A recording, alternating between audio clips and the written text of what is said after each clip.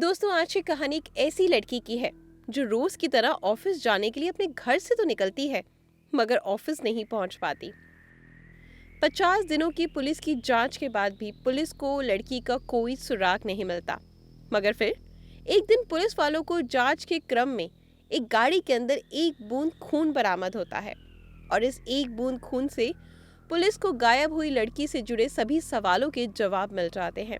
तो आखिर कैसे एक बूंद खून से गायब हुई लड़की के रहस्य का खुलासा होता है, जानने के लिए इस वीडियो के आखिर तक बने रहिएगा और इस कहानी के पीछे की पूरी साजिश के बारे में जानेंगे तो सच में आपके रोंगटे खड़े हो जाएंगे। कहानी को आगे बढ़ाने से पहले अगर अभी तक आपने हमारे चैनल को सब्सक्राइब नहीं किया तो हमारे चैनल को सब्सक्राइब कर लीजिए, वीडियो को लाइक और शेयर करें। चलिए शुरू करते हैं आज की बेहतरीन सी कहानी। दोस्तों, ये कहानी है बॉम्बे के रहने वाली कीर्ति व्यास नाम की लड़की की। 28 साल की कीर्ति बॉम्बे के ग्रैंड रोड स्थित भारत नगर रेजिडेंशियल में अपने परिवार के साथ रहा करती थी। पढ़ाई खत्म करने के बाद कीर्ति ने बॉम्बे के अंधेरी वे स्थित मशहूर ब्यूटी ब्लंड सलून में काम करना शुरू कर दिया था। यहाँ कीर्ति काम करती थी। रोज की तरह ऑफिस जाने के लिए 16 मार्च 2018 को भी कीर्ति सुबह के 9 बजे अपने घर से निकलती है और वहाँ पर पहले से गाड़ी लेकर इंतजार कर रहे दो दोस्तों के साथ ऑफिस की ओर निकल जाती है। कीर्ति के घर वाले भी अपने अपने काम में बिजी हो जाते हैं। अभी दिन के लगभग 11:30 बज रहे थे। तभी कीर्ति की माँ घर के वाईफाई का पासवर्ड पूछने के लिए कीर्ति को फोन करती है। पिछली रात ही कीर्ति ने घर के वाईफाई का पासवर्ड बदला था। कई प्रयासों के बाद भी कीर्ति की माँ कीर्ति से संपर्क नहीं कर पाती क्योंकि कीर्ति के दोनों जो मोबाइल थे वो लगातार स्विच ऑफ आ रहे थे। कीर्ति की माँ को लगता है कि शायद कीर्ति काम में काफी व्यस्त होगी, इसलिए उसने मोबाइल स्विच ऑफ कर रखा है। इसलिए वो भी कीर्ति को फोन करना छोड़ देती है और अपने बाकी के घर के कामकाज में लग जाती है। अब शाम हो चली थी। कीर्ति के ऑफिस से वापस आने का समय हो चुका था, मगर वो समय पर ऑफिस से घर वापस नहीं आती है। जब समय कुछ ज्यादा हो जाता है तो परिवार वालों को कीर्ति की चिंता सताने लगती है और वो अब ऑफिस में फोन करके कीर्ति के बारे में पता करते हैं। यहाँ से उन्हें चौंकाने वाला जवाब मिलता है। ऑफिस वाले बताते हैं कि आज तो कीर्ति काम पर आई ही नहीं, बल्कि लगातार उसका मोबाइल भी स्विच ऑफ आ रहा है। इस जानकारी के बाद घर वाले बहुत ज्यादा परेशान हो जाते हैं और अब वो कीर्ति के कुछ करीबी दोस्तों से फोन करके कीर्ति के बारे में जानकारी लेने की कोशिश करने लगते हैं। लगभग सभी दोस्त यही जवाब देते हैं कि कीर्ति से आखिरी बार उनकी बात पिछली रात हुई थी। अब घर वाले परेशान होकर आसपास कीर्ति को ढूंढने निकल जाते हैं। काफी कोशिशों के बाद भी कीर्ति का अता पता नहीं चलता। यहाँ तक कि पूरी रात बीत जाती है, मगर कीर्ति घर वापस नहीं आती। अगले दिन थक हार कर कीर्ति के घर वाले डीबी रोड पुलिस स्टेशन जाकर कीर्ति की गुमशुदगी की रिपोर्ट दर्ज करवाते हैं। मामला दर्ज करने के बाद पुलिस वाले कीर्ति के ऑफिस जाकर जांच पड़ताल करते हैं और कीर्ति के बारे में जानकारी इकट्ठा करने की कोशिश करते हैं। इसके अलावा कीर्ति के दोस्तों से भी पूछताछ की जाती है। इसी पूछताछ में कीर्ति के दो दोस्त सिंदेश तमनकर और खुशी सहजवानी पुलिस को बताते हैं कि जिस दिन कीर्ति गायब हुई उसी सुबह कीर्ति इन दोनों की कार में ऑफिस के लिए निकली थी, मगर रास्ते में कीर्ति ने उनसे कहा कि वो ग्राउंड रोड स्टेशन पर ही उन्हें ड्रॉप कर दे क्योंकि यहाँ पर किसी से उसने मिलना है। यहाँ से वो ट्रेन से ऑफिस चली जाएगी। इन दोनों के बयान की पुष्टि करने के लिए पुलिस वाले अब कीर्ति के घर के बाहर लगे सीसीटीवी फुटेज को खंगालना शुरू करते हैं। तो सीसीटीवी फुटेज में साफ नजर आता है कि 9 बजे के आसपास 16 मार्च 2018 की सुबह कीर्ति अपने घर से उतरती है और वहां पर पहले से ही कार वेट कर रही होती है, जिस कार में वो बैठकर आगे चली जाती है।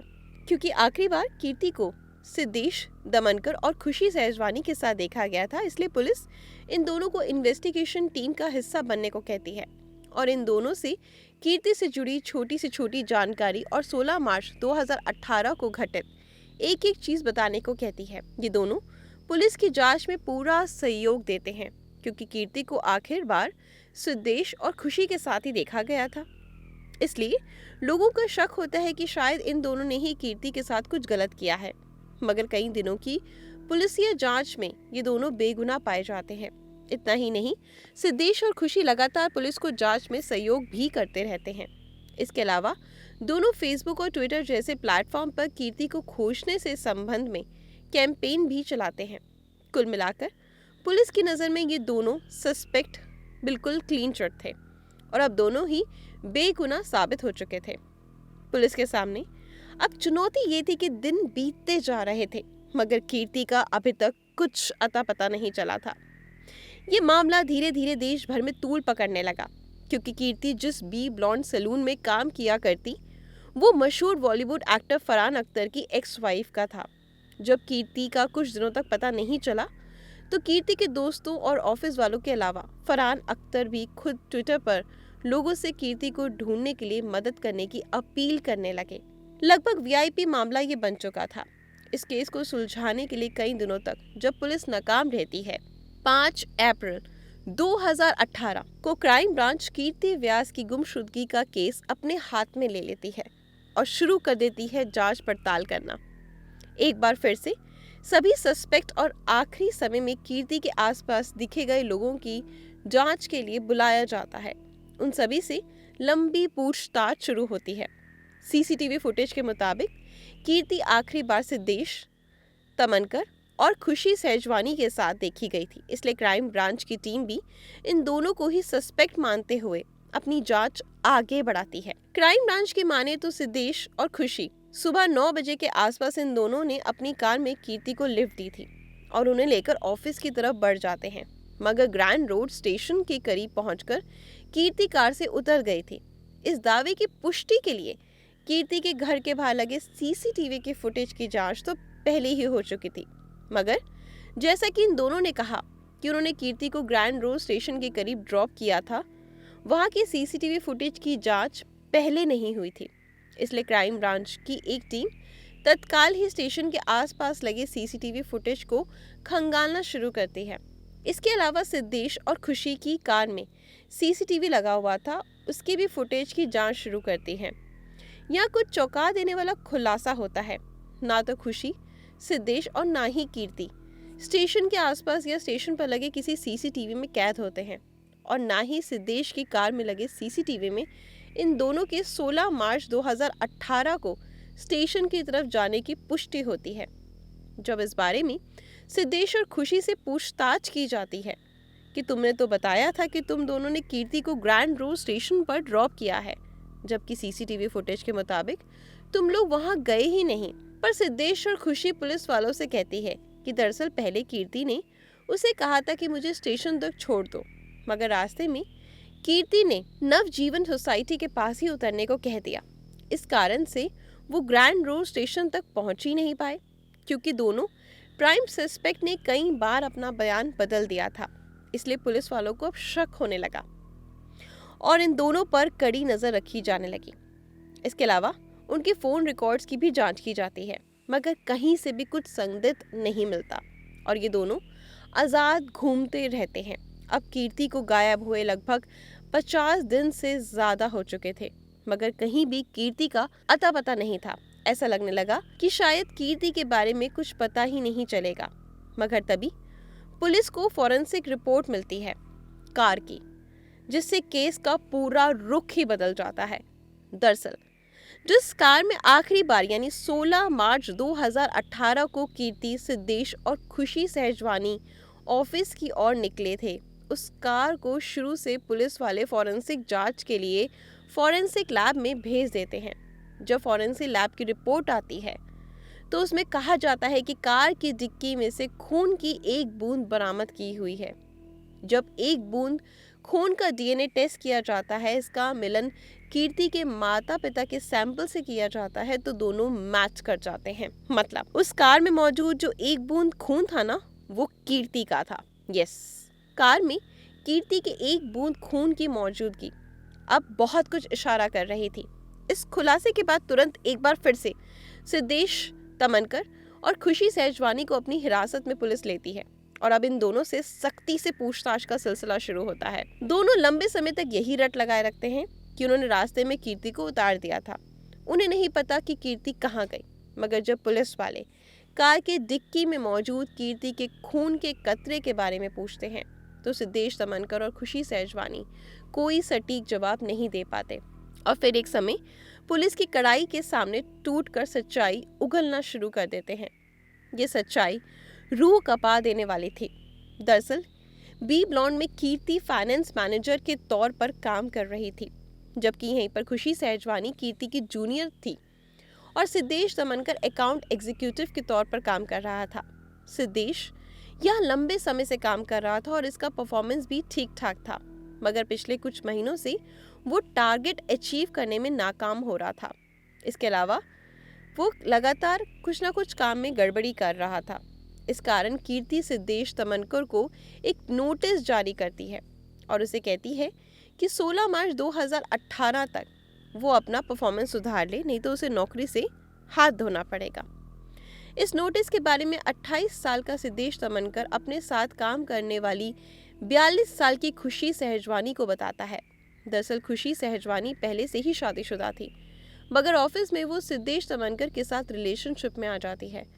जब सिद्धेश दमनकर को नोटिस जारी करता है तो खुशी का डर सताने लगता है कि अब सिद्धेश को कीर्ति नौकरी से निकाल देगी, क्योंकि मार्च महीने में भी सिद्धेश दमनकर का अपना जो परफॉर्मेंस था सुधारने के लिए कहा गया था, बट वो नहीं हुआ था। अब यहीं पर खुशी सहजवानी और सिद्धेश दमनकर मिलकर एक खौफनाक प्लान बनाते हैं ताकि सिद्धेश की नौकरी बचाई जा सके।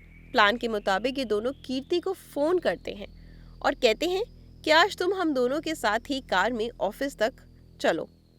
पहले रोजाना कीर्ति ट्रेन से ऑफिस जाया करती थी। इन दोनों के कहने पर कीर्ति इन दोनों के साथ कार में बैठ जाती है।